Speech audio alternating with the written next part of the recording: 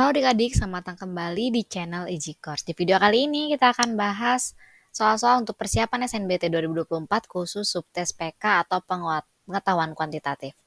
Oke, sebelum kita bahas soalnya, saya akan memberikan cuplikan-cuplikan soal-soal yang akan kita bahas di video ini. Apabila sekiranya adik-adik mau mengerjakannya terlebih dahulu sebelum menonton secara full pembahasannya ya. Oke, saya mulai dari soal yang pertama. Lalu ini soal yang kedua. Soal yang ketiga. Soal yang keempat. Soal yang kelima. Dan ini adalah soal yang terakhir. Oke, langsung saja kita bahas dari soal yang pertama terlebih dahulu ya. Oke, soal yang pertama ini adalah soal mengenai persamaan ya. Jika X dan Y dua bilangan asli dan X tambah Y tambah X kali Y sama dengan 34, maka X tambah Y berapa? Nah, jadi kalau misalkan X dan Y adalah dua bilangan asli, maka sudah dipastikan X dan Y itu bukan bilangan seperti 0, bilangan negatif, pecahan, ataupun desimal ya. Nah, itu dia. Lalu, saya tuliskan dulu ini persamaannya. X tambah Y ditambah XY sama dengan 34. Nah, adik-adik supaya kita ini hanya disuruh mencari berapa besar dari X tambah Y. Bukan disuruh mencari berapa nilai X-nya dulu atau Y-nya dulu. Ya kan? Berarti bagaimana persamaan ini dapat kita faktorisasikan terlebih dahulu supaya kita mendapatkan nilai X tambah Y-nya. Nah, tapi adik-adik kalau misalkan dari persamaan ini ya kita belum bisa difaktorisasikan kan ya. Maka caranya adalah mari kita tambahkan 1 di kedua ruas sehingga persamaan yang di sebelah kiri itu dapat difaktorisasikan. Ini kita tambah 1, lalu ini kita tambahkan dengan 1. Sehingga persamaan yang di sebelah kiri itu kan bisa kalau kita faktorkan menjadi X tambah 1 dikali Y tambah 1. Ya kan? Sama dengan 35. Nah, sehingga kalau misalkan kita lihat ini kan kalau kita kalikan lagi persamaan ini yang di sebelah kiri, itu akan menghasilkan yang di atas lagi ya kan? X kali Y menjadi XY, X dikali 1 menjadi X, 1 dikali Y menjadi Y, 1 dikali 1 menjadi plus 1 yang sebelah sini. Oke? Nah, lalu 35 ini kan faktornya adalah 1 dikali 35 ataupun 5 dikali 7. Oke? Nah, jadi bisa jadi X tambah 1 itu hasilnya 1, Y tambah 1 itu hasilnya 35. Tapi tidak mungkin. Kenapa? Kalau misalkan, jadi maksud saya seperti ini ya. Kan ini tadi persamaannya adalah X tambah 1 dikali Y tambah 1. Nah, ini bisa jadi ini satunya, ini 35-nya. Ini tidak mungkin. Kenapa? Karena kalau misalkan seperti ini, X tambah 1 sama dengan 1, maka dipastikan nilai X ini adalah 0. Sedangkan di sini dikatakan X dan Y adalah dua bilangan asli. 0 itu adik-adik bukan bilangan asli. Jadi, untuk faktor yang di atas itu tidak mungkin. Maka kita gunakan yang ini, 5 kali 7. Berarti, X tambah 1 dikali Y tambah 1 itu bisa jadi adalah 5 dikali dengan 7. Oke, itu pasti 5 kali 7. Berarti, kemungkinannya adalah X tambah 1 itu sama dengan 5 dan Y tambah 1 itu sama dengan 7. Atau X tambah 1 itu sama dengan 7, Y tambah 1 itu sama dengan 5. Oke, sehingga kalau misalkan ini kita totalkan nih, ini kan hasilnya menjadi X tambah Y tambah 1 tambah 1, 2 sama dengan 12. Nah, kita pindahkan 2-nya ke sebelah kanan menjadi X tambah Y sama dengan 12 dikurangi 2, maka X tambah Y sama dengan 10. Ataupun juga sebelah kanan ini. Ini kalau misalkan kita totalkan, X tambah Y tambah 2 sama dengan 12. Nah, X tambah Y, 2-nya kita pindahkan sama dengan 10. Nah, hasilnya sama, baik yang sebelah kiri ataupun yang sebelah kanan. Sehingga dapat dipastikan nilai X tambah Y itu sama dengan 10. Tanpa kita harus mengetahui sebenarnya X-nya berapa. Bisa jadi X-nya itu 4 dan Y-nya 6. Ataupun sebaliknya, X-nya 6, Y-nya 4. Pokoknya total mereka itu pasti sama dengan 10. Itu ya adik-adik ya. Oke, itu untuk pembahasan soal yang pertama. Oke, ini berkaitan sebenarnya dengan soal kedua dan soal yang ketiga ya, mengenai teori bilangan ataupun juga teori faktor. Ya seperti inilah kurang lebih ya. Mari kita lanjutkan ke soal yang kedua. Soal yang kedua, bilangan 4 angka yaitu 3094. Jumlah semua faktor positif dari bilangan 4 angka tersebut adalah, adik-adik ini sebenarnya mirip dengan soal yang telah dirilis oleh BP3, di mana itu sudah saya bahas di video sebelumnya. Ya, hanya saya sedikit mengembangkan soal ini menjadi yang ditanyakan adalah berapa jumlah semua faktor positifnya. Oke. Nah, bagaimana cara mencari jumlah semua faktor positif dari suatu bilangan? Nah, di sini ada aturannya. Jika n adalah bilangan asli yang memiliki faktorisasi prima, sedemikian rupa ya, ada rumusnya. Dengan P1, P2 adalah bilangan prima dan E1, E2 dan seterusnya adalah bilangan asli, maka jumlah semua faktor positif dari n tinggal kita masukkan ke rumus yang di bawah ini. Nah, ini dimaksud dari jumlah semua faktor positif adalah seperti ini contohnya. Adik-adik misalkan kita disuruh mencari berapa jumlah semua faktor positif dari ada suatu angka, anggaplah angkanya kita gampang dulu yaitu 12. Kita ambil yang gampang 12. Ini kan kalau kita faktorkan yaitu 1 dikali 12, 2 dikali 6, lalu ada 3 dikali 4. Sehingga kalau jumlah semua dari faktor positifnya adalah 1, ditambah 2, ditambah 3, tambah 12, tambah 6, tambah 4 ya. Kita totalkan, ini 3 tambah 3, 6, 6, 12, 24, totalnya adalah 28. Itu adalah jumlah semua faktor positifnya. Itu masih di angka 12. Bagaimana kalau disuruh mencari 3094 ini? Ya kan? Oke, nah adik-adik, kalau kita lihat ini berarti 12 ini pohon faktornya adalah 2 kali 6, ya kan? Ini kita faktorkan lagi jadi 2 kali 3, maka faktorisasi prima dari 12 adalah 2 pangkat 2 dikali 3. Ya, ini kita dapat 2 pangkat 2 kali 3 dari sini. Nah, sehingga kalau kita cocokkan dengan rumus yang di sini, oke, berarti P1-nya adalah 2, lalu di sini yang pangkat 2-nya adalah S1, 3 di sini adalah P2, dan ini kan berarti 3 pangkat 1 ya, berarti 1 yang di atas itu adalah E2. Tinggal kita masukkan ke rumus, berarti P1, P1-nya adalah 2, oke, pangkat S1 ditambah 1, S1-nya adalah 2 tambah 1 berarti 3, oke, dikurang 1 per, ini kita ikuti rumusnya di sini adik-adik ya, per P1 dikurang 1, tadi P1-nya adalah 2 dikurang 1. Lalu ini dikalikan dengan faktor yang berikutnya kan ada P2 ya. P2-nya adalah 3, 3 pangkat E2 ditambah 1, E2-nya di sini adalah 1 tambah 1 berarti 2 dikurang 1 per P2 dikurang 1. Oke, 2 pangkat 3 dikurangi 1, 2 pangkat 3 adalah 8, 8 dikurangi 1 adalah 7 per 1 dikali 3 pangkat 2 itu 9, 9 dikurangi 1 itu 8, berarti ini 8 per 3 kurangi 1, 2. Berarti sama dengan 7 kali 4 yaitu 28. Oke, berarti kita bisa gunakan rumus itu seperti itulah contohnya. Jadi kalau untuk angka yang agak besar seperti ini 3094 maka tinggal kita gunakan saja rumus itu ya. Oke, mari kita kerjakan. Saya akan hapus dulu.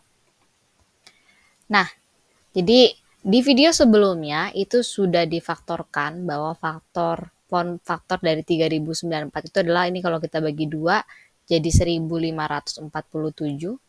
1547 bisa dibagi dengan 7, hasilnya 211.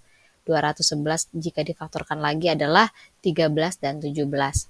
Sehingga faktorisasi prima dari 3094 itu sama dengan 2 kali 7 kali 13 kali 17. Oke, seperti itu ya. Maka di sini P1-nya adalah 2, E1-nya adalah ini berarti pangkat 1, ini adalah E1-nya. Ini P2-nya, E2-nya adalah 1 juga, dan seterusnya. Ini P3 dan ini P4. Sehingga jumlahnya adalah, kita masukkan ke rumus ini, P1, P1-nya adalah 2, pangkat E1 ditambah 1. S1-nya tadi adalah 1, ditambahin 1 berarti jadi 2, dikurangi 1 per 2 dikurang 1. Oke, dikalikan dengan P2-nya adalah 7. Oke, 7 ini berarti 7 pangkat 2 dikurangi 1 per 7 dikurang 1. Lalu dikali dengan 13 pangkat 2 dikurangi 1 per 13 dikurangi 1. Yang terakhir adalah 17 pangkat 2 dikurangi 1 per 17 dikurang 1. Kita lanjut menghitungnya, berarti ini 2 pangkat 2 adalah 4, 4 dikurangi 1 adalah 3, berarti ini jadi 3 per 1, saya lanjutkan ke sini ya, penghitungannya, dikali 7 pangkat 2 itu 49, 49 dikurangi 1 adalah 48, berarti per, ini bawahnya 6, dikali 13 kuadrat adalah 169, dikurangi 1, berarti 168, per 12, dikali 17 kuadrat ada 289, dikurangi 1, berarti 288, per 16 ya. Kita coret 48 dibagi 6 bisa 8 ya. 168 dibagi 12 ini bisa 14. Lalu 288 dengan 16 ini hasilnya 18. Sehingga tinggal kita kalikan 3 kali 8 kali 14 kali 18. Itu nanti saya sudah hitung tadi hasilnya adalah 6048. Nah kira-kira seperti itu adik-adik ya. Untuk jumlah dari semua faktor positif. Jadi faktor dari 3094 itu sebenarnya sangat banyak. Jadi tidak bisa kita gunakan tabel seperti tadi yang kita misalkan tadi 12 ya. Nah, 3094 itu sangat banyak sekali. Oke. Kita lanjutkan soal yang berikutnya. Berapa banyak faktor dari 2 pangkat 35 yang lebih besar dari 10 pangkat 3? Oke, ada berapa banyak faktor dari 2 pangkat 35 kan faktornya 2 pangkat 35 kan adalah 2 pangkat 1, ini salah satu 1 dikali 2 pangkat 1 kali 2, ya ini adalah faktor-faktornya, ya kan? Udah pasti, 2 pangkat 3, 2 pangkat 4, 2 pangkat 5, dan seterusnya sampai dengan 2 pangkat 35, itu faktornya. Yang ditanyakan adalah ada berapa banyak faktor dari 2 pangkat 35 yang lebih besar dari 10 pangkat 3. Kita hitung dulu. Berapa banyak sih faktor dari 2 pangkat 35? Ya, seperti di video yang pertama, itu tinggal langsung pangkatnya saja tambahkan 1, berarti 2 pangkat 35, kita ambil 35-nya, berarti banyaknya faktor dari 2 pangkat 35 adalah 36. Ya, tinggal kita tambahkan 1. Ini adalah banyak faktornya, ada 36. Yang ditanya yang lebih besar dari 10 pangkat 3, 10 pangkat 3 itu adalah 1000 ya. Oke, tinggal kita ambil aja batasannya. Adik-adik, kalau 2 pangkat 1 kan itu 2 ya, 2 pangkat 2 itu adalah 4 dan seterusnya. 2 pangkat 10, 2 pangkat 10 itu hasilnya saja sudah 1024. Ini sudah lebih dari 1000. Oke, berarti yang di bawah dari 1000 itu dimulai dari 2 pangkat 9. 2 pangkat 9 ini itu di bawah 1000. Selebihnya itu dari 2 pangkat 10 sampai dengan 2 pangkat 35 itu sudah lebih besar dari 1000. Nah, sehingga tinggal kita hitung saja ya. Tadi banyaknya faktor dari 2 pangkat 35 adalah 36. Oke. Lalu yang di bawah dari 1000 itu adalah dari 2 pangkat 9, 2 pangkat 8, 2 pangkat 7, 2 pangkat 6, dan seterusnya. Berarti tambahin 1 lagi ya. Berarti jadi 2 pangkat, ada 10. Berarti tinggal kita kurangi dari 10, sehingga banyak faktor yang lebih besar dari 10 pangkat 3 ada 26 faktor. Oke, ada 26 faktornya. Kira-kira seperti itu. Kalau adik-adik masih agak bingung, silakan menonton video yang pertama dulu ya, yang telah dirilis oleh BP3. Itu saya sudah jelaskan kenapa sih bisa ditambah 1 seperti itu, ada video itu ya. Oke, itu dia. Saya akan lanjutkan ke soal yang berikutnya. Suatu PIN kartu ATM terdiri atas 3 angka yang berbeda, tetapi angka pertama tidak boleh 0. Oke, pertanyaannya, peluang bahwa kartu ATM tersebut mempunyai nomor cantik berurutan sebesar. Nah, ingat lagi adik-adik bahwa kalau kita mencari peluang itu adalah banyaknya kejadian yang mungkin terjadi dibagi dengan banyaknya titik sampel. Jadi kita hitung dulu titik sampelnya ya, atau NS-nya. Oke, katanya digit PIN kartu ATM itu dari 3 digit ya, atau 3 angka yang berbeda. Oke, jadi kalau misalkan kita gunakan di angka yang pertama ini adalah angka 1, 2, 3, 4, 5, 6, 7, 8, 9. Ya, ada 9 angka. Oke, dan ingat angka pertama tidak boleh 0, makanya saya tidak mencantumkan di sini ya, angka 0. Lalu untuk digit yang kedua, nah kalau misalkan kita sudah gunakan angka 1 di digit yang pertama, makanya di sini yang mungkin adalah angka 2, 3, 4, 5, 6, 7, 8, 9, dan juga 0. Karena di angka yang kedua boleh angka 0. Di sini kan dikatakan hanya angka pertama saja yang tidak boleh 0. Berarti di sini juga kemungkinan ada 9 angka.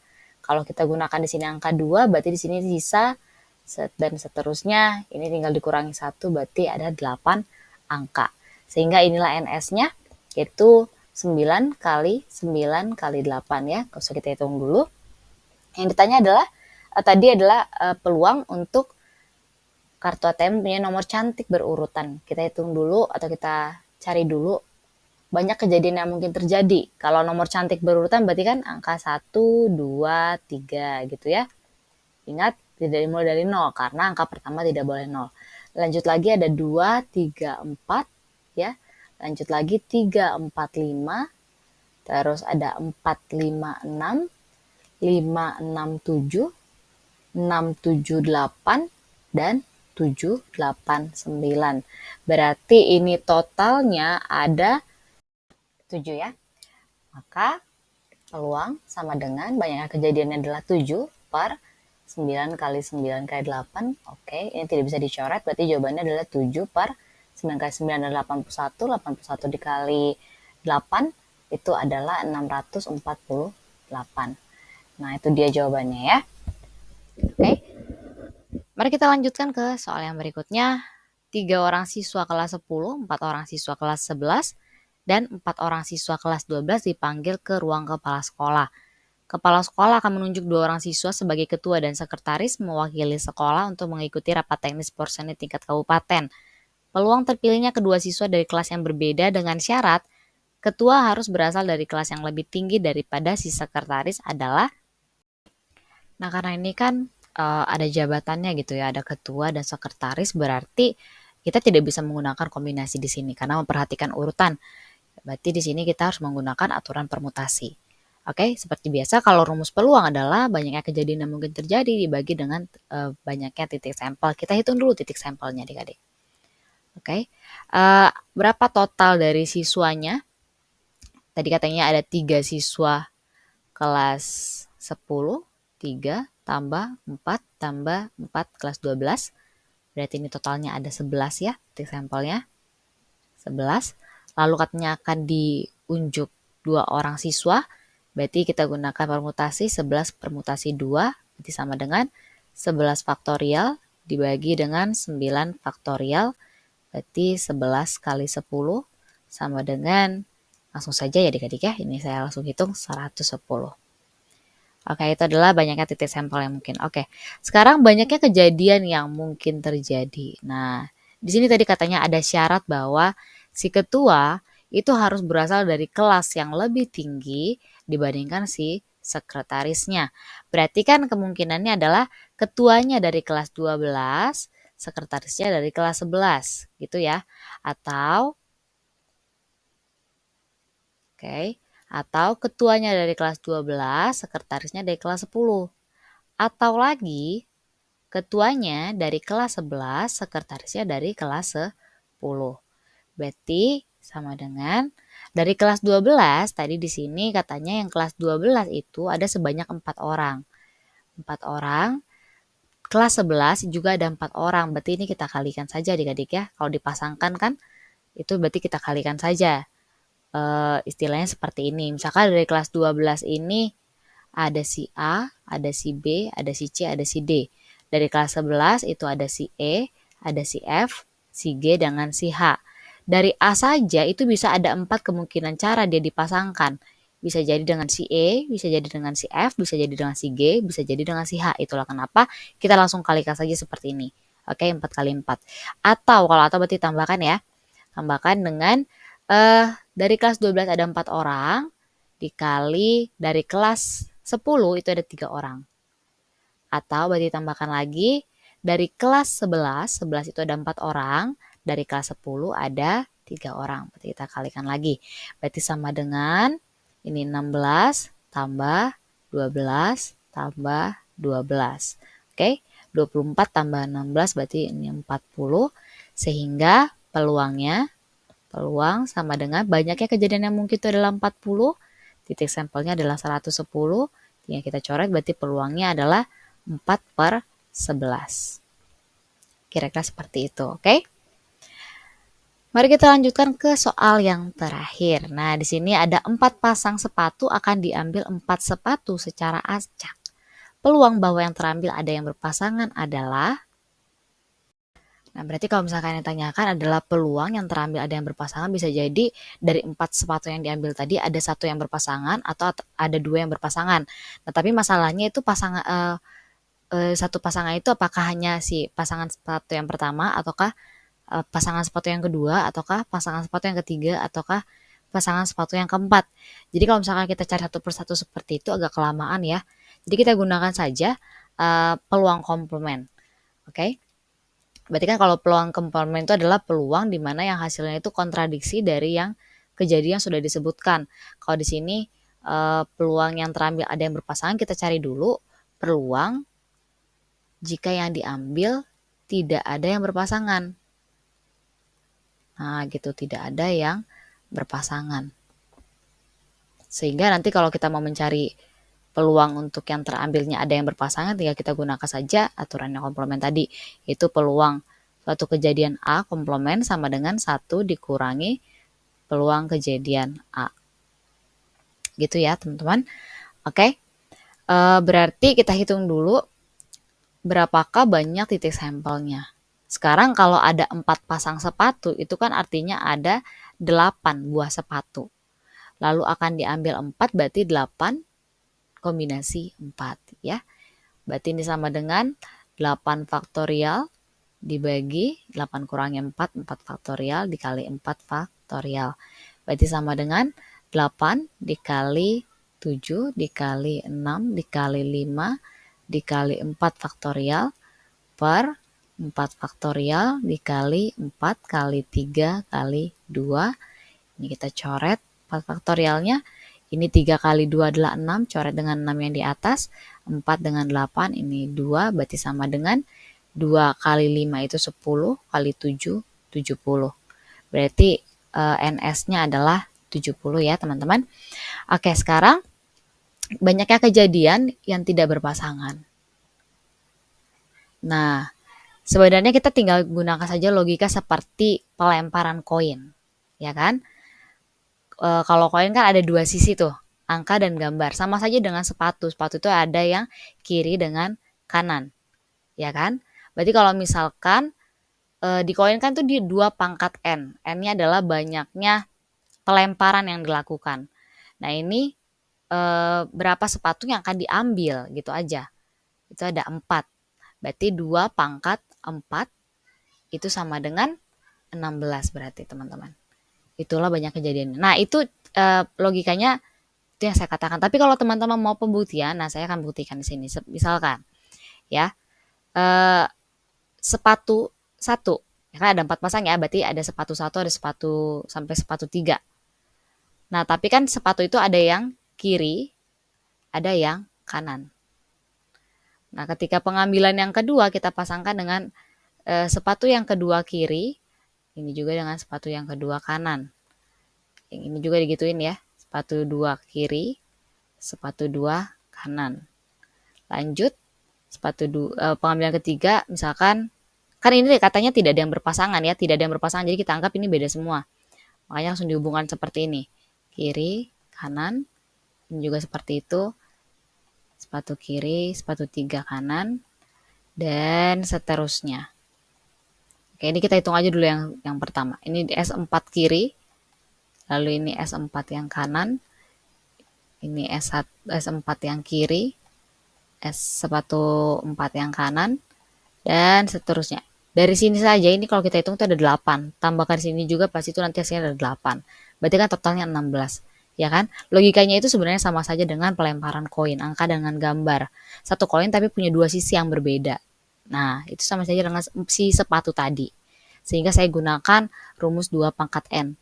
Dengan N adalah berapa banyak yang akan kamu ambil sepatunya. Tapi ini bisa digunakan apabila yang ditanyakan adalah yang tidak ada yang berpasangan ya, garis bawahi. Makanya saya gunakan rumus seperti pelemparan koin. Oke, sehingga peluangnya adalah ini anggaplah peluang A komplement ya. Banyaknya kejadian tidak ada yang berpasangan itu adalah 16. Oke, dibagi dengan titik sampelnya atau NS-nya adalah 70. Berarti 16 per 70 kita sederhanakan lah, ini bisa dibagi 2 ya. Sepertinya bisa dibagi 2, berarti 8 per 35. Nah, ini adalah peluang tidak ada yang berpasangan. Sekarang yang tanya soal adalah peluang yang terambil ada yang berpasangan. Berarti kita masukkan ke rumus yang di sini.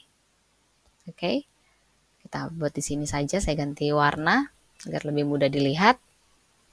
Berarti 8 per 35 sama dengan 1 dikurangi peluang kejadian A. Kita pindahkan peluang kejadian A sama dengan 1 dikurangi 8 per 35. 35 dikurangi 8 itu adalah 27. Berarti jawabannya 27 per 35. Nah, kira-kira seperti itu teman-teman ya. Untuk mengerjakan soal yang terakhir ini. Terima kasih sudah menonton video ini. Jangan lupa untuk selalu bantu dengan cara like, subscribe, dan juga share. Terima kasih. Sampai jumpa di video-video yang berikutnya.